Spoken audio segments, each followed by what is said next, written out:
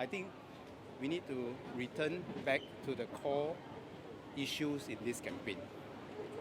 What is this election about? And how are all the candidates able to help us overcome these challenges and seize the new opportunities in a more troubled world? And in the nature of any contest, I think there will be both arguments back and forth. But I really hope to see that throughout this debate, discussions, we will generate not just heat, but light. Light in the sense of the type of solutions that we can present to fellow Singaporeans to help them make a decision as to who can better represent them in Parliament, which team can better help Singapore and Singaporeans get through all the challenges that are confronting us. So I want to emphasize this. To me, positive campaigning is about presenting the electorate with the options, and it's not just about generating heat without light. In fact, it is upon us, it's incumbent upon us to try to provide the solutions or our offer of solutions for the electorate to consider carefully. So, in Chinese, there's a saying, we don't want to end up in a debate where there's a lot of heat but no light. What they say, 怒气三丈，解放全无. That means you increase you raise the emotions, you make people angry, but you don't really provide real tangible solutions. And I think, to me, that is not positive campaigning, right? That's not positive campaigning. So that's my answer to take on that. Now then, there's another set of issues that seems to come to the fore during this election campaigning. And the argument goes something like this. Team A has done well. And because they have done well, they don't need so many good players. Team B has not done as well. So we should reward them with more players. Now, I think fair-minded Singaporeans will know that there's something not very correct with this line of argument, right? And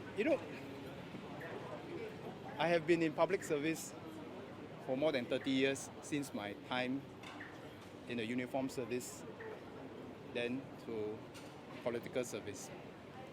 I always remember one very simple thing that my seniors always taught us when we were young. And that is, as leaders, we must be the first to take responsibility and last to claim credit. First to take responsibility, last to take credit.